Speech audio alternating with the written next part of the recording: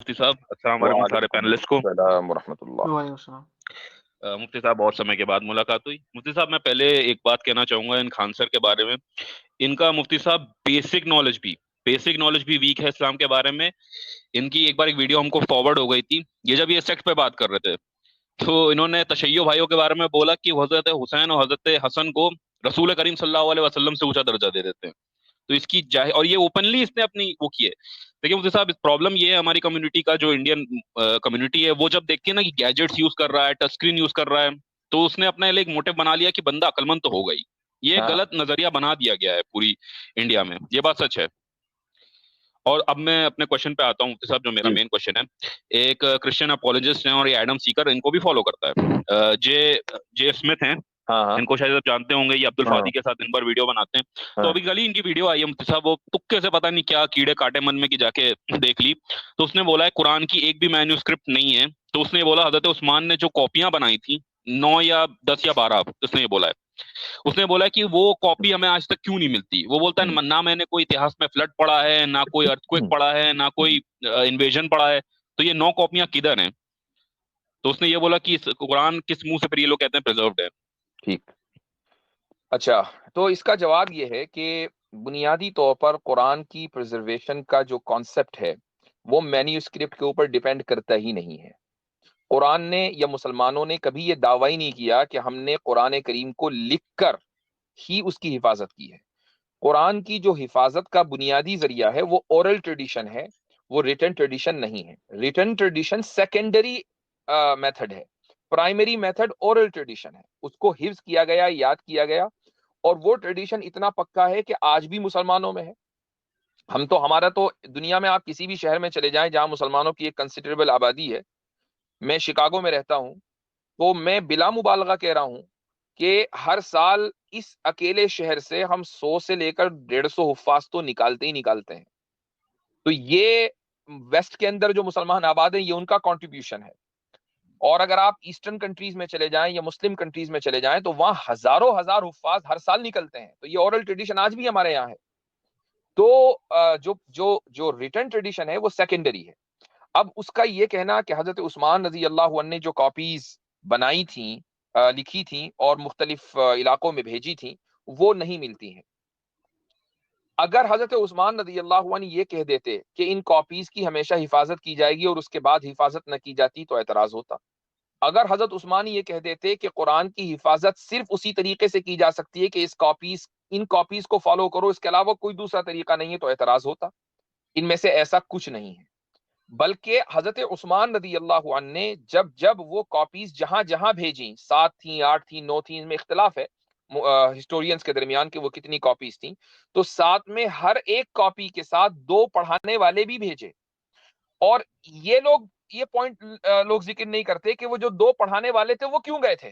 جب ایک کتاب لکھی ہوئی ہے اور آپ کو میں وہ کتاب دے دوں تو اب اس کا مطلب یہ نہیں کہ آپ جب بک اسٹور سے کتاب خرید کے لائیں تو ساتھ میں ٹیچر بھی خرید کے لائیں۔ ٹیچر نہیں آئے گا، کتاب آئے گی، آپ خود پڑھ لیجئے۔ لیکن حضرت عثمان رضی اللہ عنہ نے جو طریقہ اختیار کیا کہ ہر کاپی کے ساتھ 2 ٹیچرز بھیجے، وہ ان ٹیچرز کی جاب کیا تھی؟ ان کی جاب یہ تھی کہ کاپی تو ایک ہے، اب اس کاپی سے وہ قرآن کریم بچوں کو یا بڑوں کو حفظ کرا رہے ہیں، اور اس طریقے سے قرآن کریم کی حفاظت کی گئی۔ اس لیے ہمیں حضرت عثمان رضی اللہ عنہ کے زمانے کا کوئی مکمل مینوسکرپٹ ابھی تک نہیں ملا۔ ہو سکتا ہے کہ مل جائے، میں کہتا ہوں اگر مل بھی جائے تو بھی کوئی فرق نہیں پڑتا، اس سے ہمارا دعویٰ مضبوط نہیں ہوتا کہ دیکھو ہم نے کہا تھا قرآن کریم پرزروڈ ہے، ثابت ہو گیا۔ قرآن کریم کا پرزرویشن انڈیپینڈنٹلی ثابت ہے مینوسکرپٹ کے بغیر۔ اب رہی یہ بات کہ برمنگم لائبریری میں جو مینوسکرپٹ ہے اس کے بارے میں یہ کہا جاتا ہے وہ مکمل نہیں ہے، اس میں چند صورتیں ہیں، لیکن اس کے بارے میں خود ہی کاربن ڈیٹنگ کے بعد یہ ثابت کیا گیا کہ یہ ایک ایسی بکری کی کھال پر ایک ایسے فونٹ میں لکھا گیا ہے کہ جو فونٹ رسول اللہ صلی اللہ علیہ وسلم اور صحابہ کے دوران کے زمانے میں رائج تھا مدینے میں، جس کو حجازی فونٹ کہتے ہیں۔ اور وہ جو بکری تھی وہ بکری اس دور میں زندہ تھی، رسول اکرم صلی اللہ علیہ وسلم کے دور میں اور خلفائے راشدین کے دور میں۔ تو کچھ ظاہر ہے کہ ایک رف ایسٹیمیٹ دیا گیا ہے۔ تو اگر میں یہ کہتا ہوں کہ 4 صورتیں مثلا نکل کر آئی ہیں اس دور کی ایز اے مینوسکرپٹ، اور آپ اس وقت modern science argument of induction کے اوپر بلیو کرتی ہے۔ آرگومنٹ آف انڈکشن کیا ہے کہ بھائی اگر مان لیجئے یہ ثابت ہو گیا کہ 4 مرتبہ یا 5 مرتبہ ایک چیز صحیح ہے، ایکسپیریمنٹ کر کے دیکھ لیا تو بقیہ مرتبہ بھی وہ صحیح ہوگی. تو آپ ان 4 باتوں کو بنیاد بنا کر آرگیومنٹ آف انڈکشن یوز کرتے ہوئے یہ کیوں نہیں کہہ رہے ہیں کہ جب یہ 4 صورتیں محفوظ ہیں تو بقیہ صورتیں بھی محفوظ ہوگی؟ ابھی تک کہ ان کا ہمیں مینوسکرپٹ ملا نہیں ہے. وہ آپ اس لیے نہیں کہہ رہے ہیں کہ جیسے ہی آپ یہ کہیں گے کرسچینٹی ڈھیر ہو جائے گی. بالکل مفتی صاحب. مفتی صاحب میں اس میں ایک پوائنٹ ایڈ کرنا چاہوں گا. دو، ایک یہ کہ اور عاصم بھائی قبل اس کے کہ میں بھول جاؤں، آئی ایم سوری، ایک کامنٹ میں دیکھ رہا ہوں کہ تاشقند کے عجائب خانے میں وہ قرآن موجود ہے جس پر حضرت عثمان کے خون کے داغ موجود ہے. ایسا کچھ نہیں ہے، جی نہ تاشقند میں موجود ہے، نہ ٹاپ کاپی میں موجود ہے، نہ ایجپٹ میں موجود ہے. یہ جتنے بھی مینوسکرپٹ ہیں سب کے اوپر بات ہو چکی ہے. جی گو اہیڈ عاصم بھائی. ایک تو یہ تھا کہ دیکھیں ہم نے ہمیشہ جو ورڈ استعمال کیا ہے، ہمارے یہاں ورڈ استعمال ہوتا ہے وہ تواتر کا ورڈ استعمال ہوتا ہے. جی ہاں ہم یہ کہتے ہیں تواتر سے جو ہے یہ پریزرو ہوا ہے، اور تواتر جو ہے وہ لکھنے کو نہیں. ایک بات تو یہ تو ہمارے یہاں اس کا ایسا نہیں کہ کوئی نیا کانسیپٹ ہے اور آج ہم جواب دینے بیٹھے ہیں، بلکہ یہ تو پہلے صدی سے جو ہے ہمارے فقہاء علماء جو ہے اس پہ بات کر رہے ہیں قرآن کی پریزرویشن پہ، اور تواتر کا کانسیپٹ پہلے دن سے ہماری.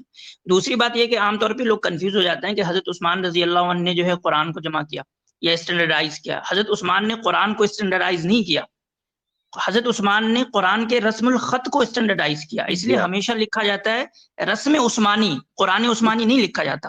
جی ہاں لکھا جاتا ہے رسم عثمانی، یعنی کہ جو عرب کے اندر کوئی ایک اسٹینڈرڈائز اسکرپٹ نہیں تھا. کوئی فار ایگزامپل سمجھے یمن کے لوگ جو ہے وہ عربی اپنے اسکرپٹ میں لکھ رہے تھے. مدین جیسے کہ ابھی نام آیا ایک حجازی اسکرپٹ کا، حجاز کے علاقے میں ایک الگ اسکرپٹ رائج تھی، یمن کے علاقے میں. جی کوفی اسکرپٹ بھی ہوتی ہے. نہیں وہ بعد میں آیا، حضرت عمر کے خلافت کے بعد آئے گا کوفی اسکرپٹ، جب کوفہ فتح ہو جائے گا. تو حضرت عثمان رضی اللہ عنہ کا جو کنٹریبیوشن ہے وہ یہ نہیں ہے کہ وہ قرآن کو اسٹینڈرڈائز کر رہے ہیں، بلکہ وہ اسکرپٹ کو اسٹینڈرڈائز کر رہے ہیں. یہ اور لوگ مغالطہ دیتے ہیں کہ دیکھو حضرت عثمان جو ہے تمہارے قرآن کو اسٹینڈرڈائز کر رہے ہیں، پریزرو کر رہے ہیں. تو ان کو پتہ ہی نہیں کہ پورا واقعہ کیا ہے اور مسلمانوں کا نیریٹو کیا ہے قرآن کی پریزرویشن کو. جی سر. جی مفتی صاحب بس لاسٹ چیز، وہ 2 ٹیچر جو حضرت عثمان کے ساتھ بھیجے جاتے ہیں ان کو نہ ہی صرف قرآن کو پڑھنا آتا تھا بلکہ یاد بھی کر کے بھیجا ہوتا تھا نا، ان کو پورا رٹا ہوا یاد ہوتا تھا. قرآن کے حافظ تھے، قرآن کے حافظ ہوتے تھے اور دوسروں کو وہ قرآن حفظ کراتے تھے اور اس کو قرآن کے معنی سمجھاتے تھے. جی مفتی صاحب بس یہی تھا میرا. یہ جے اسمتھ تو اتنا بڑا پاگل ہے، کہتا ہے کہ میں مسلم شبد بھی نہیں مانتا کہ 100 سال سے پہلے انوینٹ ہوا ہے. کہتا ہے 100 سال کے بعد مسلمان شبد انوینٹ ہوا ہے، مسلم بھی نہیں کہا جاتا تھا. مطلب مکہ مدینہ کے لوگوں کو قرآن میں موجود ہے لفظ مسلم. یہی تو مطلب یہ الگ ہی دنیا میں لاتا ہے. بات کرنا فری ہے، بات پہ ٹیکس تو کرتا نہیں ہے. جتنی بات ہاں سن آف گاڈ کے فالوور ہیں تو یہ تو ہوگا ہی نا. سن آف گاڈ کے وہ کھل کر بولتا ہے، I am the follower of son of God, true path is Jesus, the son of God. ٹھیک ہے میں چلتا ہوں، بس یہ 2 کوشچن تھے. جزاک اللہ خیرن.